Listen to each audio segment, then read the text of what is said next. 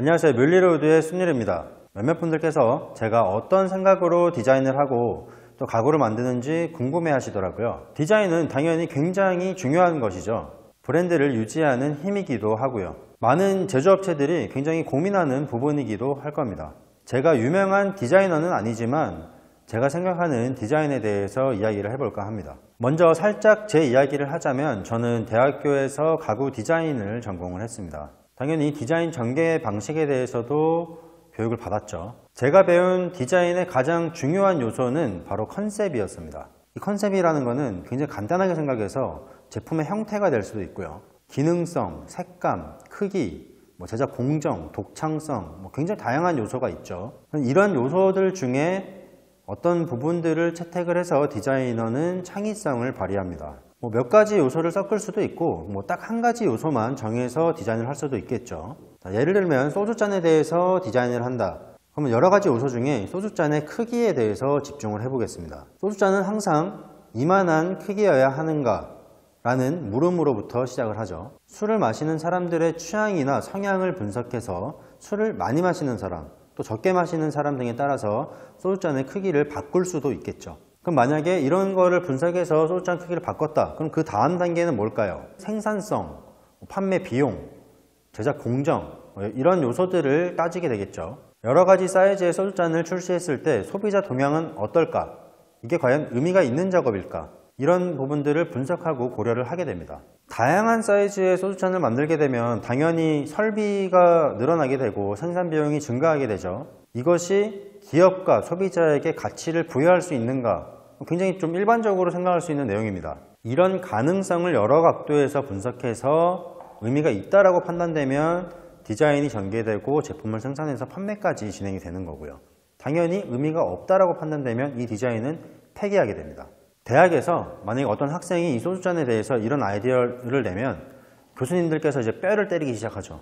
야, 소주 적게 마시는 사람은 조금만 따라서 먹고 많이 먹는 사람은 좀 더 큰 잔에 따라서 먹던지 아니면 2번 따라서 마시면 되잖아. 이게 의미가 있어? 그렇습니다. 제가 바로 그렇게 뼈를 많이 맞았던 학생 중에 한 명이죠. 또 성격이 좀 직설적인 교수님들은 어떤 학생한테 이렇게 얘기하기도 해요.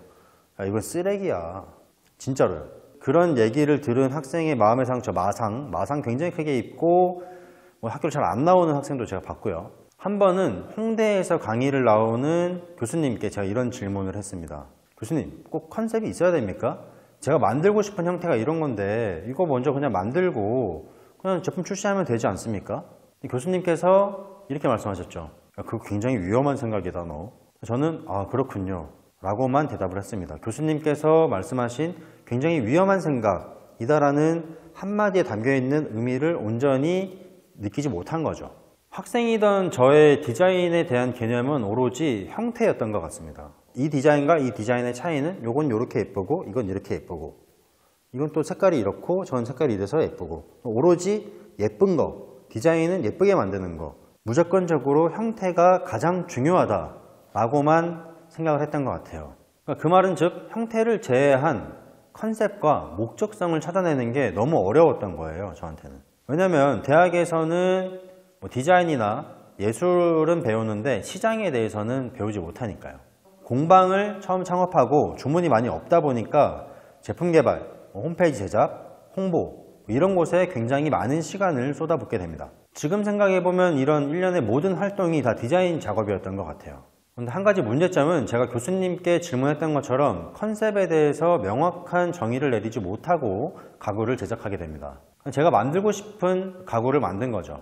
나름의 원칙은 있었습니다. 형태에 있어서는 심플하지만 반드시 한 개 이상의 포인트가 있을 것, 정교하게 잘 만들어져서 견고한 가구일 것, 또 비례가 아름다울 것, 이런 요소들을 집중해서 가구를 디자인하고 제작을 했었습니다. 공방을 차렸으니까 예쁜 가구를 잘 만들어서 소비자의 관심을 끌어야겠다라고 생각을 했던 것 같아요. 이렇게 고민을 하고 디자인을 해서 가구를 만들어서 내놓으면 소비자 또는 주변 사람들의 반응은 예쁘네 였습니다. 근데 팔리지가 않는 거죠. 제가 직접 고민해서 디자인한 제품은 팔리지 않고 고객의 주문에 의해서 만들었던 제품은 잘 팔리고 굉장히 회의감이 들기 시작합니다. 사람들이 가구를 보는 눈이 없는 걸까 이런 생각도 했어요. 주문 제작을 원하는 많은 고객님들의 가구를 만들어 보고 나서야 몇 년이 지나서 겨우 몇 가지는 알게 된 것 같아요. 가구를 구매하는 소비자의 한 85%가 여성분이십니다. 보통 뭐 이제 가구 사러 오셔서 이제 남편분이랑 아내분이 같이 오죠. 그래서 아내분이 막 이렇게 막 골라요. 가구가 뭐 이게 어떤가요? 이 색깔은 뭐 몇 가지가 있나요? 이거는 뭐 이렇게 되나요? 저렇게 되나요? 그럼 옆에서 남편분들은 이렇게 책상 치면서 딴 데 보시죠. 이렇게 보다가 아내분이 일단 물어봅니다. 여보, 뭘로 할까? 그럼 남편분이 있다가 알아서 해. 보통 이런 식이에요. 남자분들은 관심 크게 없어요. 하지만 제가 남자잖아요.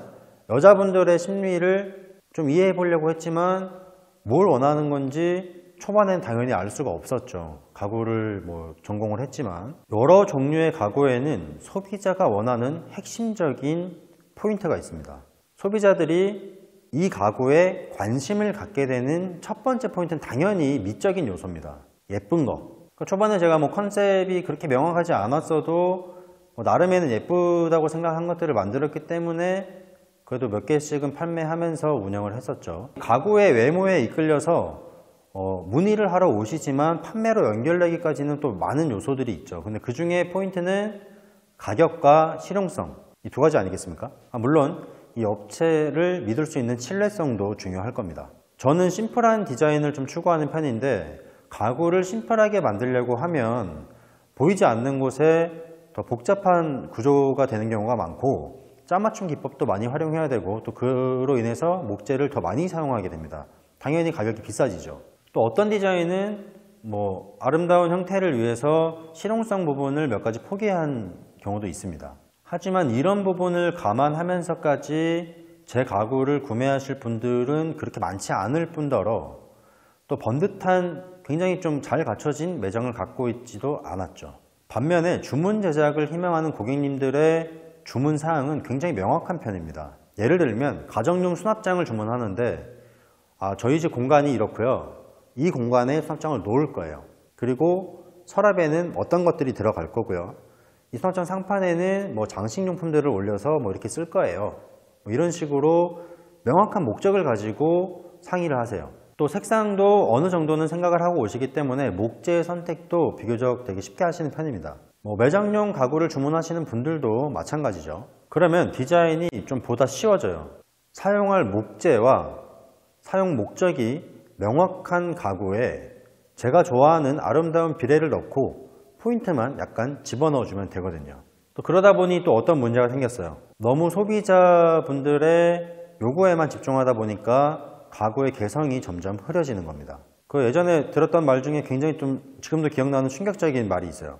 소재 가구는 예뻐요. 예쁜데 소재를 딱 떠올리면 떠오르는 이미지가 없어요. 소비자 타겟층과 가구의 컨셉을 명확히 하지 않고 만들었기 때문에 이런 일이 생긴 거죠. 또 공방을 운영하다 보면 먹고 살아야 되니까 주문을 뭐 가리고 받을 수는 없잖아요. 이 주문 저 주문 다 받게 되고 이런 거 원하시는 분한테 이렇게 맞춰드리고 저런 거 원하시는 분한테 저렇게 맞춰드리다 보니까 가구들이 굉장히 좀 어우러지지 않는 가구들이 되게 많아집니다. 근데 공방을 차린 지 얼마 안 됐으니까 제품이 많아야 홈페이지 같은데 좀 다양한 내용들을 올려놓을 수가 있잖아요. 이렇게 많은 가구들을 올려놔야 더 많은 소비자들이 더 많은 선택을 할 수 있고 그러면 난 그걸 만들기만 하면 돈을 번다.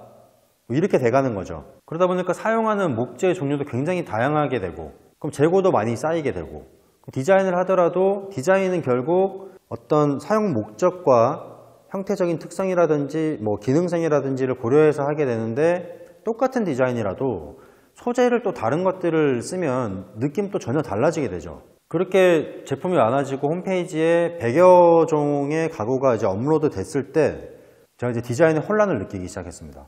그 이후로 브랜드 정체성을 다시 한번 고민하게 되고 컨셉을 좀 정리해 가게 됐죠. 그래서 지금 나름의 정돈된 컨셉은 불특정 다수를 대상으로 하는 것이 아닌 개인에게 초점을 맞춘 고급형 원목 가구입니다.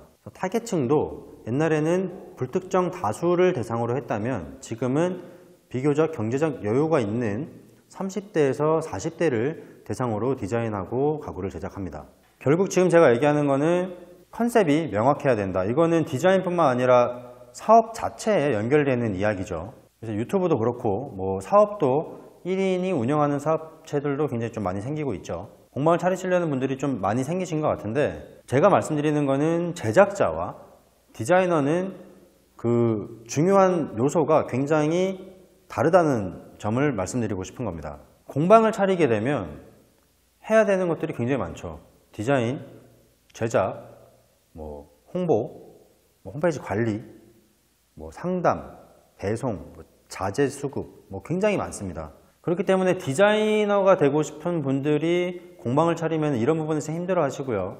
만드는 걸 좋아하셔서 제작을 많이 하고 싶어 하는 분들은 또 디자인적인 부분에서 굉장히 많이 힘들어 하십니다. 그래서 제가 말씀드리고 싶은 거는 공방을 창업하기 전에 만드는 능력도 굉장히 중요하지만 어떤 가구를 만들어서 누구한테 어떻게 판매할 것인가에 대한 컨셉을 명확히 하는 것이 굉장히 중요하다는 얘기입니다. 디자인에 있어서도 이 부분이 핵심이라고 할 수 있고요. 최근에 가구 업체들의 동향을 살펴보면 기존에 있던 업체와 신생 업체가 있죠. 근데 지금 잘 운영을 하고 있는 업체들은 처음부터 이 컨셉이 명확한 업체이거나 아니면 이런 컨셉이 없다가 중간에 대대적인 개편을 통해서 디자인과 제품의 컨셉을 명확히 한 업체들입니다. 그렇기 때문에 이 영상을 보고 있는 시청자분들께서 알고 계시는 가구 브랜드가 있다면 그 브랜드를 딱 떠올렸을 때 떠오르는 이미지가 선명한 업체가 있을 겁니다. 그렇지 않으면 떠오르지 않을 거니까요. 지금 이야기가 좀 깊게 들어갔는지는 모르겠어요. 근데 제가 대학생 때 교수님들이 컨셉 얘기할 때 잘 이해하지 못했던 부분들이 지금 이런 부분들이었던 것 같아요. 시장을 모르니까.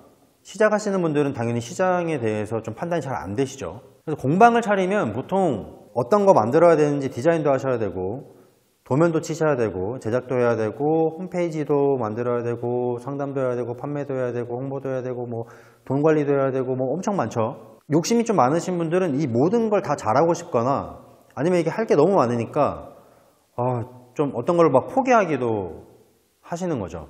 근데 컨셉이 명확하다면 예를 들어서 소재, 나는 딱 이 나무만 쓸 거야. 사실 어떤 브랜드에서 가구의 형태가 어떻든 간에 한 가지 소재만 써서 가구를 계속 만들면 또 그 나름대로의 통일성과 그 이미지가 형성이 됩니다. 또 예를 들면 형태적인 측면에서 나는 원형 다리만 쓸 거야. 그러면 테이블을 만들든 의자를 만들든 수납장을 만들든 그 원형 다리가 그 브랜드의 이미지를 만들 수도 있고요. 또 제품의 종류, 나는 테이블만 만들겠다. 테이블만 만드는 게 또 컨셉일 수도 있는 거죠. 그리고 소비자 실용성을 따져서 나는 무조건 편안한 인체공학적인 가구를 만들겠다. 업체 중에 시디즈라는 의자 회사가 그렇죠. 인체공학적으로 의자만 연구해서 만들죠. 그걸로 광고를 또 하고. 이런 식으로 컨셉을 명확하게 설정하게 되면 홈페이지, 가구 디자인, 홍보 이런 부분에서 굉장히 많은 고민이 줄어듭니다. 그리고 나아가는 방향성을 유지할 수가 있죠. 내가 카페를 차리려고 한다. 카페 가구는 거기서 사야지. 이사를 가는데 좋은 집을 지은 거예요. 그러면 이쪽이 이렇게 새로 이렇게 디자인한 집의 공간에 어울리는 디자인들을 케어해주는 업체다. 그러면 이쪽도 그런 업체를 찾아가겠죠. 이런 식으로 가구를 만들려고 하면, 디자인을 하려고 하면, 사업을 하려고 하면 정확한 컨셉이 있으셔야 한다는 거. 대부분 공방을 창업하려고 하면은 이런 부분에 대한 고민보다는 이제 만드는 걸 배웠으니까 내가 공방을 차려서 뭔가를 만들고 혹은 뭔가 가르치고 하면은 공방이 잘 될 거야 라고 생각을 많이 하시니까 제가 이 컨셉에 대해서 오늘은 좀 설명을 해봤습니다.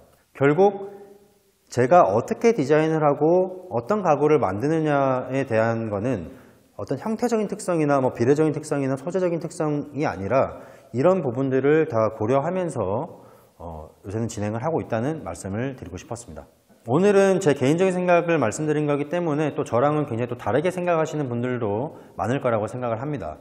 다음번에는 제가 직접적으로 가구를 그려나가는 방식에 대해서도 한번 영상을 준비해 보도록 하겠습니다. 오늘도 시청해 주셔서 감사하고요. 좋아요와 구독하기, 댓글 꼭 부탁드리겠습니다.